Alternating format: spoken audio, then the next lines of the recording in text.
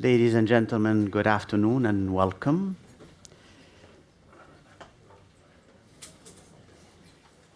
It's my pleasure to have with us Erik Solheim, the Executive Director of UN Environment.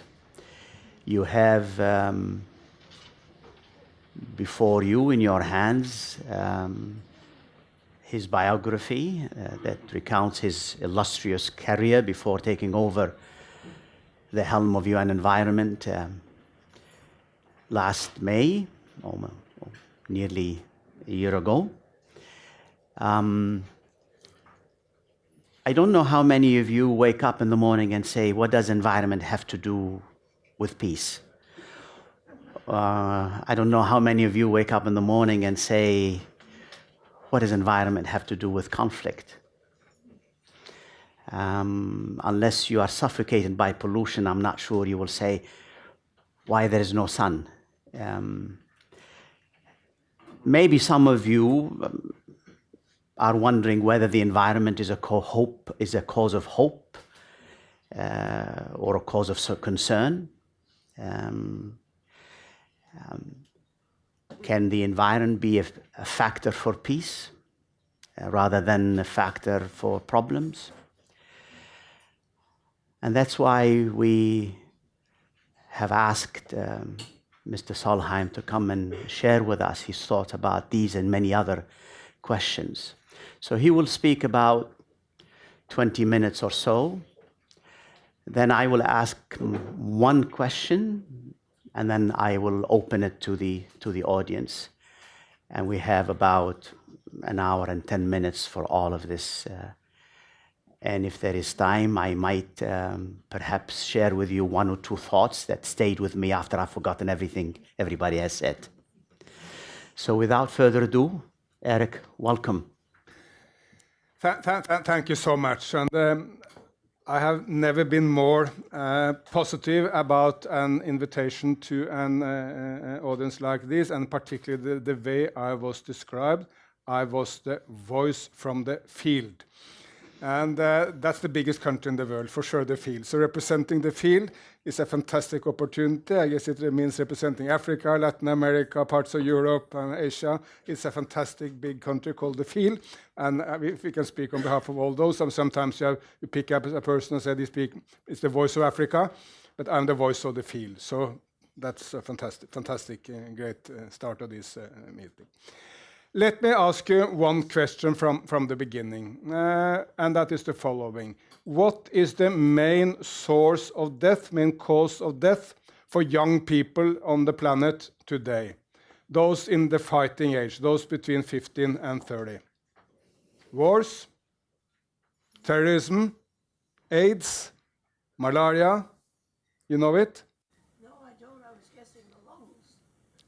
I was guessing something with the lungs. Yeah, could be. That's you're right. I mean, for the entire population of the world, pollution is not probably the biggest killer. For young people specifically, road accidents is the biggest killer of humans. And I start there because that speaks volumes, both of our problems. I mean, for sure we need to regulate traffic better, but it also speaks volumes about the success of humanity. Road accident is the biggest killer of young people because we have been so fantastically successful in reducing malaria, yellow fever, polio, smallpox, measles, all the traditional killers of humanity, those who killed my uncle, my grandfather, and of course the last generations in nearly all your families. When we have done that, road accidents is the biggest killer of young people, and pollution, the biggest killer of all people on planet Earth. But it also speaks volumes of what is more surprising, our fantastic ability to reduce violence. Because when I hear most politicians speaking, even UN leaders, they speak as if there is a surge of violence on planet Earth, that we are living at the most violent of times, when the truth is exactly the opposite. We are living at the most peaceful moment in human history. There has never been a smaller chance that anyone should be killed in violence of any sort. I mean, terrorism, wars, domestic violence, normal crime, whatever sort of violence, your chance or my chance of dying a violent death has never, ever been lower. While we speak as if the opposite is the case. And frankly, it's very dangerous. Because when you speak as if we are at the most difficult and the most dangerous part of human history, you feed the wrong type of politicians. You don't feed the can-do politicians who want to take up a challenge and transform it into an opportunity and do something. You feed those politicians who live from fear, the types which we do not want, the types who create an enormous fear with one policeman was dying in Paris. I mean, it's horrible for him and his family, but one individual killed in Paris was all our global news. What a confront for all those dying in the streets of Baghdad or Mogadishu or around the Lake Chad, who doesn't count, but also for all those dying from all other reasons. We need to transform the narrative into, yes, indeed, we have major challenges. We have a number of wars. Obviously speaking about the average doesn't count for the mother in Aleppo who saw her children dying yesterday. Obviously not. I mean, she will not be convinced by my average accounts. But still, we are living at the most peaceful of times. And let's spend a few minutes reflecting on why. Let me put up one example. When I visited Indonesia in the late 1990s, most doomsayers said, this is the doomed nation. This will be the new Balkans. There is violence in East Timor, in Aceh, in Sulawesi, in the Moluccans. I mean, some of you may know the geography. Basically, all over Indonesia. Ian Martin sitting there was the UN point person in East Timor at the time. And there was an enormous dangerous situation. Everyone said it will disintegrate and be very dangerous. Exactly the opposite has happened. Indonesia had sustained rapid economic growth in this period, turned into democracy, respect for human rights, and fantastic social and economic progress in any way of measuring it, bringing tens upon tens of millions of people out of poverty and into modest prosperity. I mean, they are not that rich as the people of the Wall Street, obviously not, but still a huge step forward. And we're not speaking about these success stories. And by the way, there are many more people living in Indonesia alone than all living in all war zones on the planet combined. And we speak as if there is violence, I mean, if there is conflicts and wars all over the planet. And if we start giving a brief thought as to why we have been able to curb and reduce violence, I think there are, in my view, three main factors. Number one, promoting development and prosperity nearly always help. Not that more affluent people are kind of better people or more moral people, but it's much more difficult to turn affluent people into violence. I mean, any war in the United States of America, which would be popular, would be very fast, not any American life lost. Otherwise, it simply goes unpopular because no one of the huge American middle class is really ready for a protracted war where you have to sacrifice yourself. If I ask my children, can I give you 2 hot meals a day, a uniform and a Kalashnikov, and then you join a military movement? I mean, obviously the answer is, I mean, Father, what are you kidding? This is a joke. However, of course, if you go to a market in Somalia or maybe the Lake Chad region, where there is very limited opportunities in life, hardly any jobs, you leave your family when you're 15 years old, and no opportunities to marry even, because you cannot marry if you don't have a job and any opportunities in life, well, then this offer is not that bad, and a lot of people will pick it up.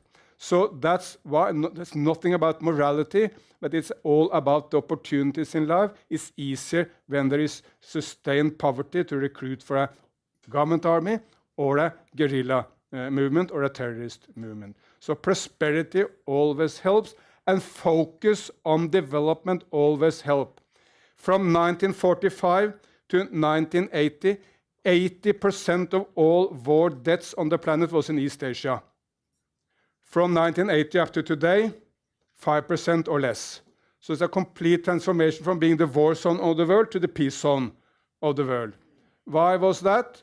Well, very good leaders like Deng Xiaoping in China decided to promote peace and prosperity and development and look to the wisdom of some of the policies. I think, in my view, one of the brightest statesmen of any statement anywhere was when Deng said, the Taiwan issue is so intractable, our generation may not be able to resolve the Taiwan issue. Let's leave the final resolution of the Taiwan issue to the next generation. In the meantime, we keep peace between us, we build up better contact between us, and we provide prosperity and economic development. If we could have that perspective on more parts of the world, we will be much better off with peace. So development and economic prosperity always helps. The other reason why we are better off is that we have much better global systems to handle conflicts. The United Nations is absolutely not perfect, but it's much better than in the past. I just read that biography about Dag Hammarskjöld. I should maybe not do that because he's Swede, I'm Norwegian. I should celebrate Trygve Lie in this room. But about Dag Hammarskjöld, look to the difficulties of his time. There was hardly no one negotiating when there was a conflict. The biggest achievement, at least bringing Dag Hammarskjöld up to one of the best Secretary Generals of the United Nations, was the simple fact that he was able to go to Beijing, meet with then Prime Minister Zhou Enlai, and get a few American prisoners of war released.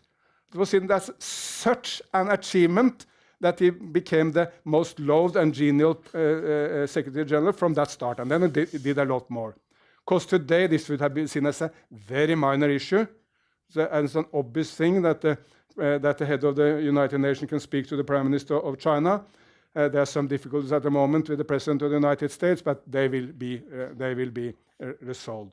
So the conflict resolution machinery, why not perfect? I'm not aware of any conflict on planet Earth where there is not a dedicated team of negotiators. They may be good, not so good, achieve a lot or not so much, but they are there. And that's an enormous difference from the past, where normally when there was a conflict, there was no one to negotiate it. Adding to this, the machinery for peace and economic development, also the kind of ideology dominating the world is helping. Let us call it humanism. The idea that every human life counts. We tend to believe that's normal. That was not there in the past. It's a completely new ideology dominating the world, where your life counts, your life counts, your life counts. And of course, we all basically take the view that we cannot offer a lot of people for a lot of humans for any cause. That was not the case. I mean, look to the First World War if you want to see an example. No real ideological difference between the two different parties, but both the Germans, the Brits, and everyone had any ability to accept millions upon millions of young people dying for what we would consider no real reason whatsoever. So there's a huge change. So I'm trying to hammer in this because we need to change the narrative for two main reasons. People are much more easy to mobilize for peace if they believe that it's happening and we can do more. They want to support politicians and leaders who have achieved something and can achieve more.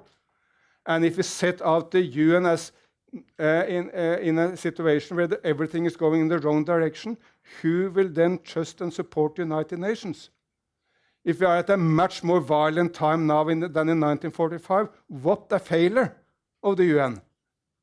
Fortunately, we are much better off than we were in the 1950s, thanks to good work of so many people. But of course, on the basis of what we have achieved, we need to achieve a lot more, because still far too many people are dying unnecessary in violence. Far too many people are suffering from rape, from killings, from even chemical attacks, and we need to stop this, but we can stop it on the basis of that we have achieved a lot in the past. So that's my one message. Let's change the narrative. Second message is environment is a big part of the discourse, of the narrative we need to set out for conflict. I do not accept the view that environment is kind of what I often hear, a root cause of conflict. I probably spent more time of my life trying to negotiate peace than on environment issues. I was the chief negotiator in the ultimately failed peace process in Sri Lanka, speaking to the parties basically every day for many, many years. There's only one root cause of war. Someone starts a war. Maybe a guerrilla leader, maybe a terrorist leader, maybe a president, a general. But violence is not the most spontaneous of human activities. Violence is the most well-organized of any human activities. It takes a lot of organizations to get people to kill each other at any scale. Nowhere groups are spontaneously attacking each other at any scale. It's organized. People believe that they can do it and can get acceptance from my leaders or even encouragement from my leaders. So let's have the view that we focus on the conflict entrepreneurs, those who drive the conflict. But then, of course, environment, poverty, lack of jobs are all amplifiers of wars. It's much more easy to recruit to armies, and conflict about natural resources or climate changes. People are having to leave their home because of droughts, floods, whatever it may be easier to recruit. A lot of dissatisfaction. There's any reason to believe that environment destruction is a main amplifier of war. Also potentially an opportunity to create peace. Let me try to set out this in 3 different ways. Number 1, which is the most obvious and also the most easy for everyone to accept. Normally there are bad environment results of a war which need to be rectified afterwards. And remind yourself, this is not just about environment, meaning nature, birds, animals, trees. This is about humans. A couple of examples.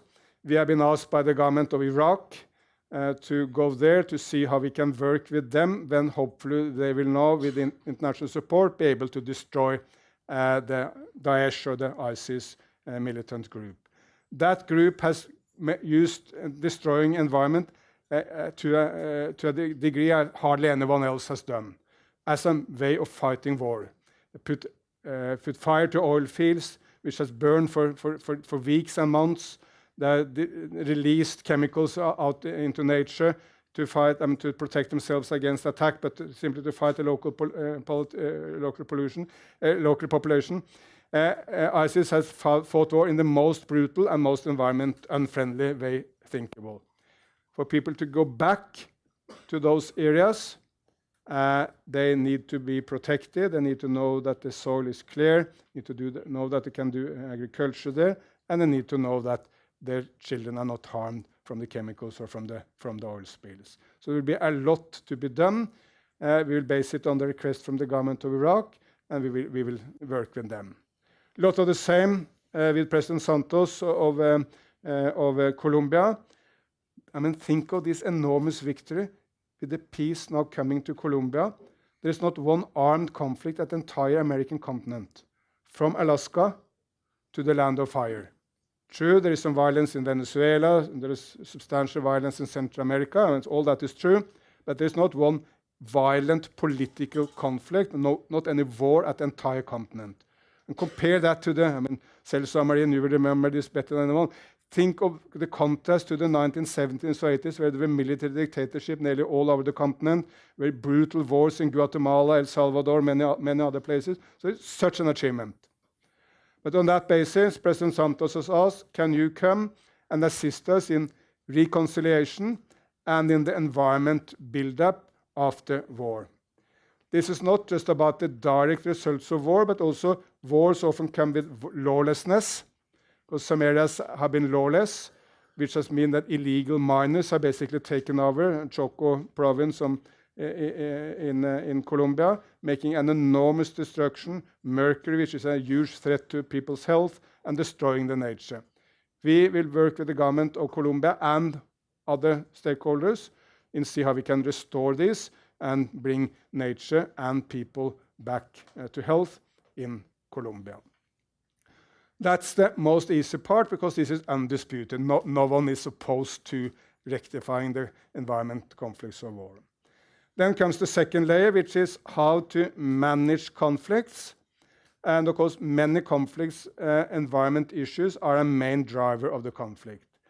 There may be fight for raw materials or natural resources which have started a conflict, but at least in many cases, extractive industries and extraction of natural resources is the financial foundation of a conflict. A couple of examples. The Al-Shabaab terrorist group in Somalia are basically financed by charcoal. Charcoal is destroying the nature of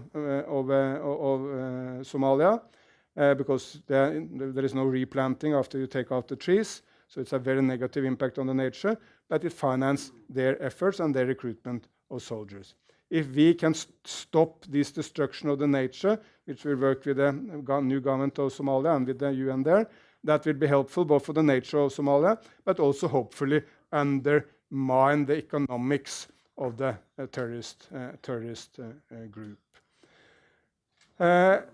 Laurent Kabila, who some of you remember, he's the father of the present president of the Democratic Republic of Congo. He once said, "What does it take to make a civil war in Africa?" He said, $10,000 and a mobile phone. What did he mean? By $10,000, you raise an army, because that's basically about being able to feed your soldiers. And you go and capture the nearest mine, and you use the mobile phone to call the mining company and set up a deal as to how they will benefit from the gold or coal or diamonds or whatever is in that mine. And then you have the money to go and take the next mine, and then you can build a bigger army. And you will look to Congos, but also to West Africa. I mean, quite a few of the civil wars in Africa had a lot of these components. Again, if we can then manage the natural resources, do better on extractive industries, work also with the source. I mean, no extractive industry can work unless the components coming from that is used in our cellular phones or in our jewelry or in our watches. So it's also about the demand for these products and how to stop that supply chain. But again, that's a very important component of handling ongoing wars. There's also a positive component. Green industries are now a big driver of jobs nearly everywhere on the planet. I mean, look here in the United States, there's 70,000 jobs in the US in coal, 400,000 jobs in solar, and all over the planet we see a huge surge into the renewable industries. So that's where you can provide jobs and hope, and it can be part of peace agreements to see this positive use of environment. And environment is also sometimes a little bit more neutral. I mean, it's not so disputed as some other issues, so it can provide a platform for peace. In the UN environment, we will never be a main peacemaker. That's not our job. But working with those UN entities, which are the main peacemakers, and working with governments and groups who are involved in a war, on the basis of their demand. We will not enforce ourselves upon anyone. If there is not an interest, we will do nothing. As I said, based on invitation from President Santos or for the government of Iraq, we will work in these places. If governments and other UN entities are not interested, well, we'll go somewhere else. Thirdly and finally, I mean, cleaning up after a war, managing the war, because it's the main agenda of the Secretary General, which is prevention of wars. I'm fully behind that. I think it's beautiful, but I also think it's very difficult. How can we declare victory? We prevented a conflict to happen in, well, Norway or Burkina Faso. Can we send up the firecrackers and declare victory? And you need, as the UN, to declare victory and to have achievements. That will be difficult. There is difficult to identify where conflicts may happen. 2009, no one would predict that Syria would be the main conflict of this age. As I said, many predicted Indonesia. No one predicted Syria. So it's not easy to know where to deploy your forces. But still, let's try. And then thirdly, how to identify the main issues on prevention. Because that's not easy.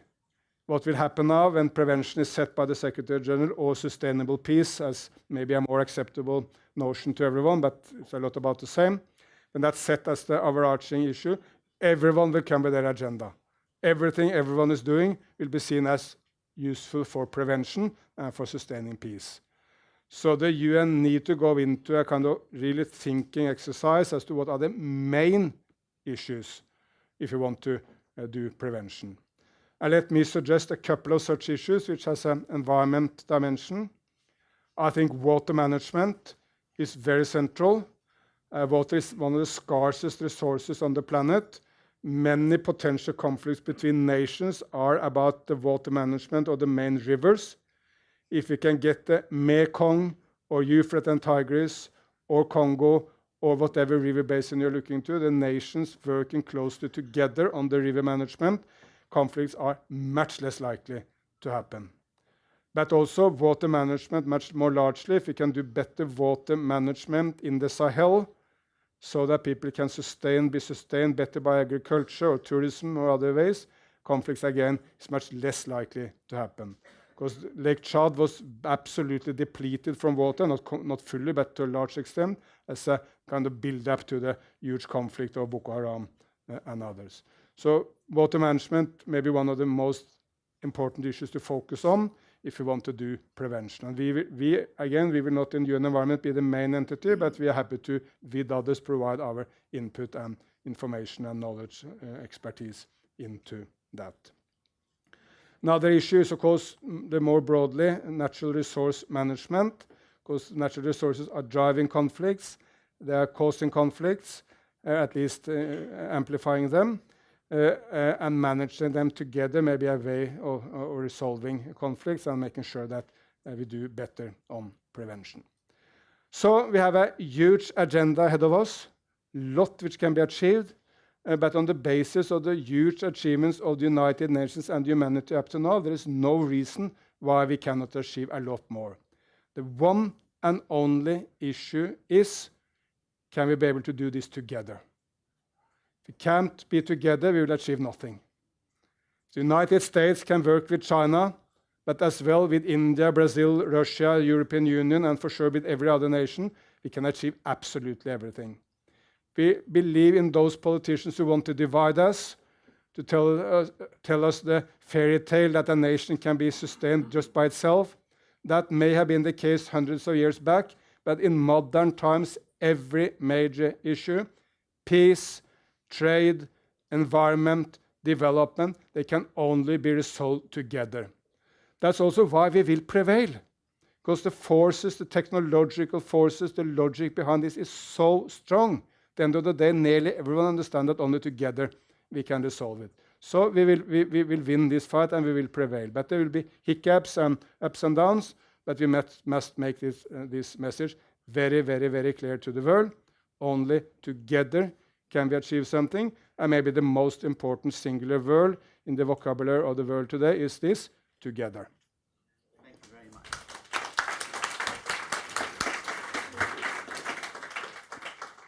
Thank you, Erik. I was going to ask you about Colombia and what peace in Colombia has to do with the environment, but you stole that, so I'm going to change countries. Let's take maybe a simpler country called Iraq. After 2 Gulf Wars and the ongoing fight against ISIS, my question to you, what does the environment have to do with peace in Iraq? I think there are very few countries where there have been so big environment destruction from a war as in Iraq, because it has lasted long, but mainly because there had been a force that had not the slightest regard from the environment, but even worse, using destruction of environment as a method of war, destroying oil fields, destroying chemical factories. So it is really, really bad.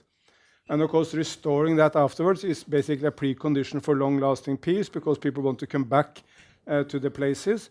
Some people may go back whatever happens, even if it's dangerous, but also many people will want to know that if my children is taken back to my village, I know that there is relative safety. So we need to work very, very hard on this.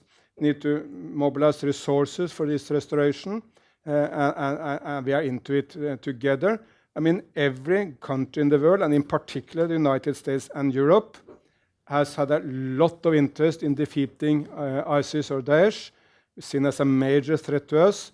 President of the United States in an election campaign pointed this out as the number one threat to the United States of America. Well, then also United States and Europe and others should step up and insisting Iraq in getting it right. Then at the end of the day, Daesh is destroyed.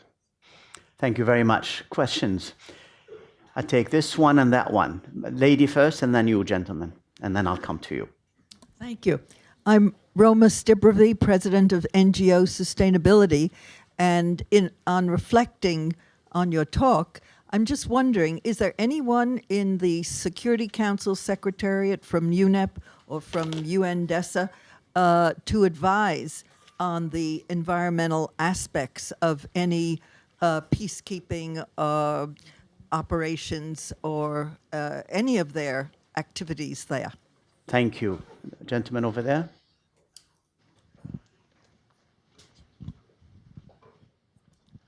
Thank you. Richard Jordan from the Royal Academy of Science International Trust. You mentioned Deng Xiaoping in passing, and of course he was the subject of one of the most iconic photographs of the 20th century with the cowboy hat in his hand when he visited America. What would be your assessment at this very early stage of the Chinese initiative of Belt and Road in changing the narrative and in creating this idea of shared peace and prosperity? Thank you. Thank you very much. The microphone for Anne here. That was very interesting. Thank you very much. I don't have as much of, it's Can not you much, say, as much a question. Anne, could you see who you are? Pardon? Oh, my name is Anne Phillips. I'm on the board of trustees of the IPI. And I don't know if you heard, but I thanked him because I thought it was a fascinating presentation. Thank you. What I'm about to say is not really a question. It's sort of an expression of despair, because it seems to me, you speak about conflict, that there is a major conflict between the agenda of the United Nations and the agenda of the member states, because the agenda of the UN is to work together, to prevent conflict, to solve conflict, to sustain peace, and so forth. The member states' primary agenda is their own national interest. So how can we ever reconcile that if together is the most important word? How can we ever really, as human beings, because we do have instincts to, out of greed and selfishness and our own interests, how can you, how can that be changed? Thank you. Can we take one last question, and then I'll make another round. The gentleman in the corner. Thank you. Mark Levy, Earth Institute at Columbia University. You began by saying that we are living in the most peaceful of times since World War II. I don't think that's quite exactly right. I would say the most peaceful time was about 10 years ago. And what has people scared about peace and violence is that the trend is going in the wrong direction. And it's tied into the environment because that upward trend is taking place at the same time as many environmental conditions are continuing to get worse and setting horrible records every month, every year. So what I'm wondering is if you could comment on whether now is the time to think about dramatically stepping up the game that UNEP is involved in. As impressive as your accomplishments have been in this field, do we perhaps have to do entirely new things to respond to the challenges? Thank you very much. So you have 3 questions and one fourth one that end up being in question, how to do it together. Erik. I try to be relatively brief. I mean, there is no one embedded from UN Environment in the Security Council Secretariat, but that may not be the main issue. But what I've discussed with a huge number of people here, I mean, ambassadors from many nations as well as people from the different parts of the UN Secretariat, is how we can step up and be better on the environment intervention, on prevention and conflict management. On that, there is a huge support. And then the next step would be to how to look into how that can be done in more organizational terms, because you're right, I mean, it needs to be reflected in the way we organize. On Deng, my view is very simple. I mean, he's without any comparison, the most important politician and leader in the world in my lifetime. Franklin Roosevelt may have been more important if you go back to the Second World War. Hitler may be more important on the negative, destructive side. But in my lifetime, no one has contributed more to the world. I mean, what we now see in China, in 1978, when it came to power in China, it was the GDP per capita was less than $500. Now many provinces of China are much richer than a number of member states of the European Union. So it's a transformation so incredible. Nothing like that has happened in human history. Many more people has been brought up poverty by Deng than any others. This is not negative on Lula, for instance, who brought so many people out of poverty in Brazil. But Deng's leadership is the most important thing in the world in my lifetime. Now President Xi has launched the Belt and Road Initiative, which gradually is reshaping as I see it, because originally it was mainly an initiative to restore the old Silk Road, which brought goods between Europe and China through Central Asia. But more and more it's now a code word for the global efforts of China to sustain peace and particularly development. President Xi will arrange a conference on this in Beijing in May. I will go there, but much more important, a number of heads of state will be there. And Belt and Road is now also an initiative for Africa. I think it's even gotten a Latin American dimension, so it's much more broader. And China is an enormous force for development. For the first years after 1978, it was mainly focused on domestic development, but now much more broadly. Nearly every major infrastructure investment in Africa is done by China. We are in Nairobi in July this year. The Nairobi-Mombasa Railroad will be open. Last year, they opened the Djibouti-Addis Ababa Railroad. So China is an enormous force for good. And also, maybe the most important service they do to the world is to bring down the price. I was just in southern Indian state of Andhra Pradesh. It's such a surge towards environment-friendly investment, in enormous investment in solar and in many other areas. But it's Indian companies with Chinese technology which do this, and the size of these two markets, 1.4 billion in China, 1.3 billion in India, of course brings down the price at a speed no one thought possible. And that makes solar and LED lamps and wind technology, whatever it may be, now an economic alternative for everywhere else. Africa is not of the choice, should you be environment friendly with solar or make it cheaper with coal? No. You can be cheap and environment friendly with solar at the same time. You save money, promote jobs, and care for the environment. And we need to be grateful to the Chinese largely for this, and I see the Belt and Road as a great initiative. How to overcome this dichotomy between member states and UN? We need to mobilize people to work in. There was an American vice president who once spoke about the silent majority. Let's mobilize all those nations and forces who want peace behind the Secretary General, that we give him a better hand in dealing with main powers. But let's also give him all support in bringing the United States and China, but also, of course, Russia, India, European Union, Brazil, other powers together. Because they must be together, and if there is one honest broker who can assist in that, it's Antonio Guterres, and he needs all our support.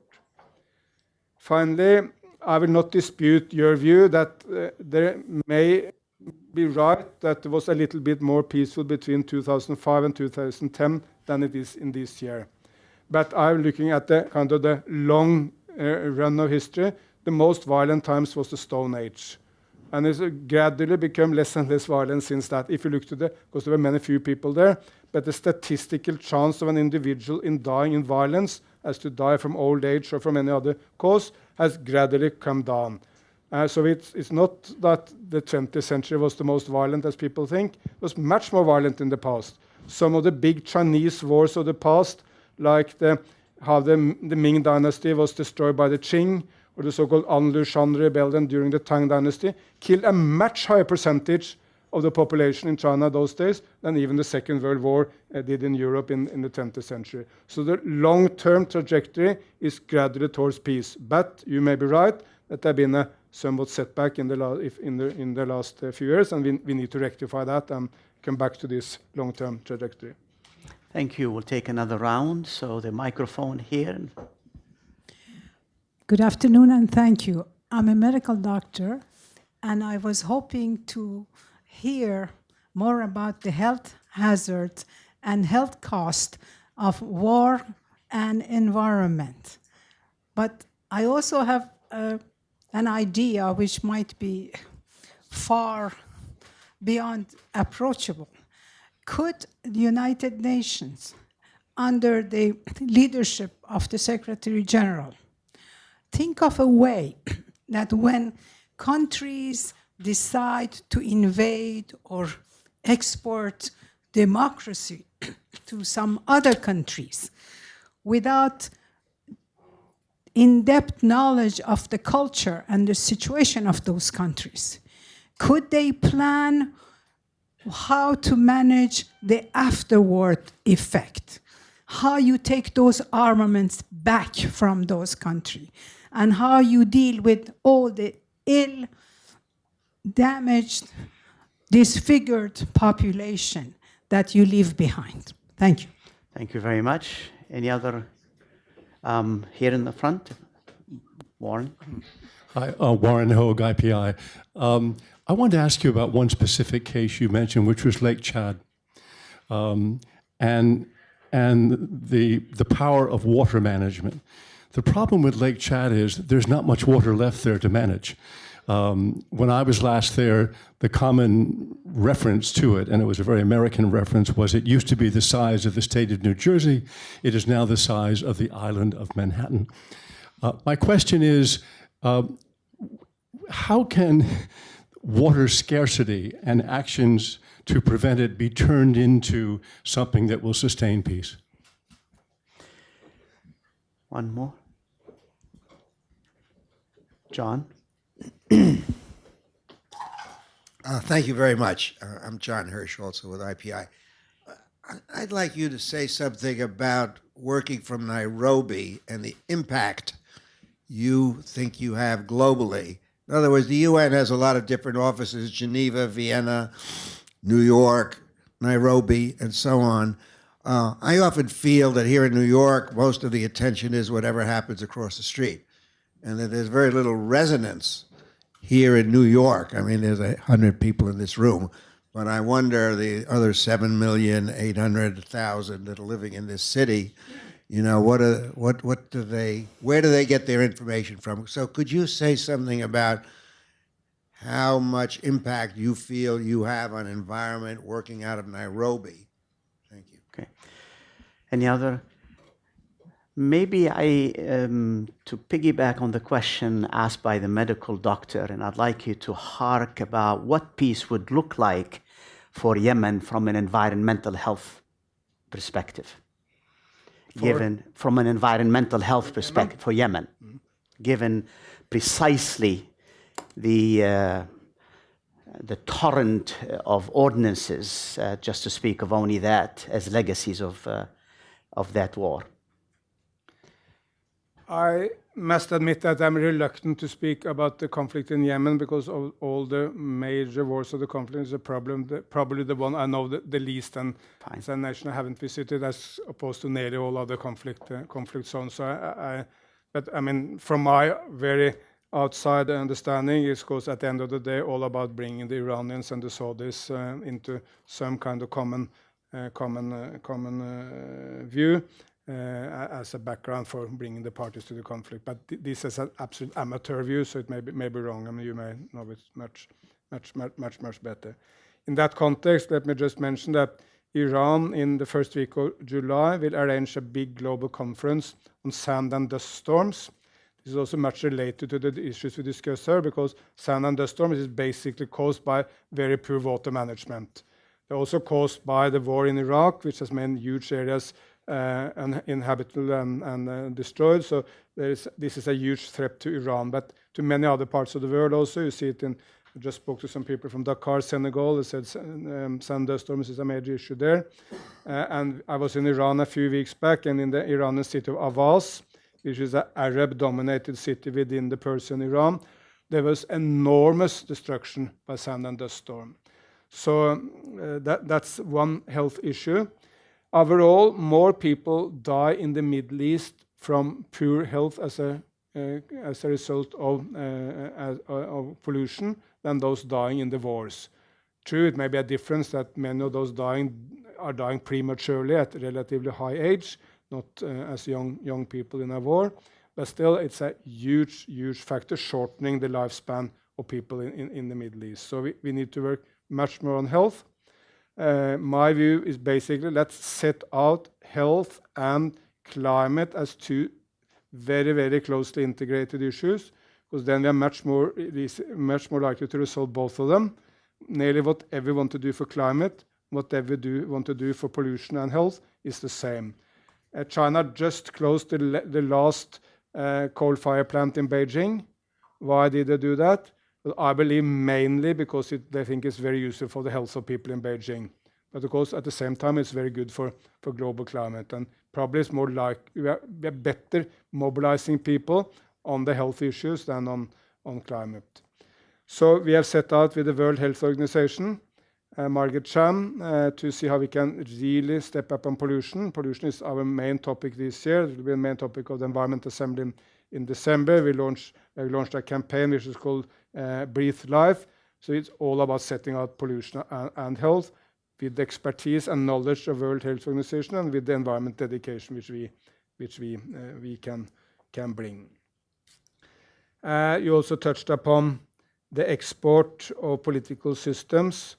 I think we need to summarize that as largely a failure. This is not a particular view of UN environment. If you ask my personal view, it's largely a failure. We should also give a lot of priority to stability.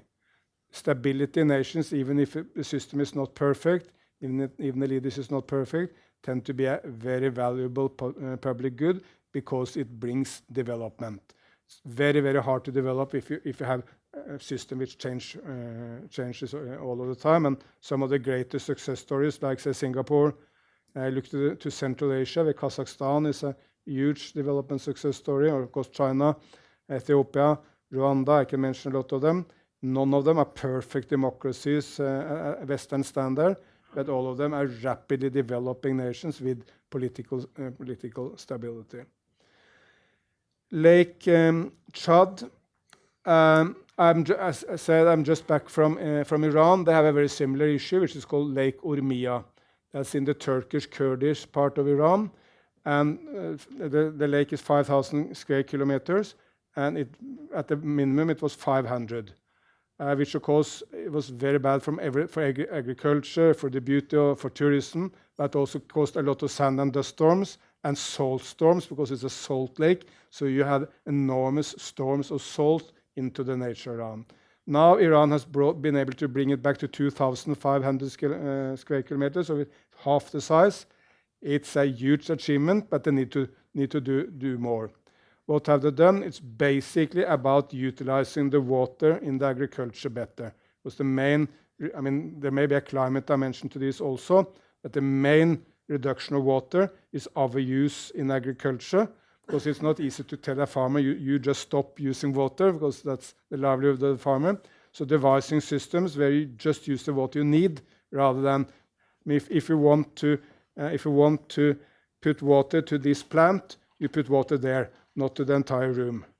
And that's what they're trying to do in Iran. And I think lessons learned from Iran and other places will be helpful if you could look into similar schemes in Lake Chad. Finally, there are pluses and minuses of being in Nairobi, Kenya. The obvious minus is that they're much further from global media. It's more difficult to get attention that way. You are also much further from New York, where a lot of decisions are decided. But overall, on balance, I think there are more benefits than downsides. And the two main benefits, as it's good to be close to New York, it's also very good to be away from New York. Because it makes sure that you are not sucked into seeing the United Nations as the world. I tell my people, I mean, we will be with the UN. We do our utmost to be close to New York. But the main symbol of success is not that we are mentioned, UN Environment is mentioned in the document in New York. At the end of the day, unless we are helpful for people in Manaus, Brazil, or at the water pumps in Addis Ababa, Ethiopia, we are failing. We are there to serve the people of the world, not the UN. And I think it's easier to have that perspective when you are away from all the struggles here in New York. And also, let's face it, I mean, it's developing world which is now deciding on so many issues. We investors are so used to the perspective that we decide and then tell the rest of the world. Well, most of the important decisions are now made in Beijing, in Delhi, and in so many other capitals of the developing world. They are, particularly on the environment, really those are driving the new agenda. It's not like we are driving it. I mean, the solar revolution, yes, indeed. I mean, for sure, Elon Musk and others are contributing to it, but the main drivers are the Chinese and the Indians and other developing nation people. So overall, on balance, it's a benefit. You had one, say, please. I'm Celso Marim from Brazil. I was for a time here in the Security Council. And previously foreign minister and a few other things. So just a comment, because I think, first Nairobi, I think it's very important to have an important UN organization in Africa. I mean, they cannot felt just as the object of our decisions. They must be also the subject of our decisions. So it's very good that you are in the field there in UNEP. And of course, nowadays with planes coming and going, that's not a major obstacle. But anyway, I would like to make a comment on a different aspect, because when I was here almost 20 years ago, I, as president of the Security Council, was asked to chair 3 panels on Iraq. And that was just after something like 8 years of sanctions. And since the issue of health was raised here, and I deal with the issues of health today in a different capacity, I could see and witness the devastating effects also of economic sanctions. Because, you know, when we speak of economic sanctions, and very often I hear it as a kind of peaceful solution. Well, you're just twisting the arm of some dictator so that he will behave. It's not like that. There are millions and millions, or at least hundreds of thousands of children who died.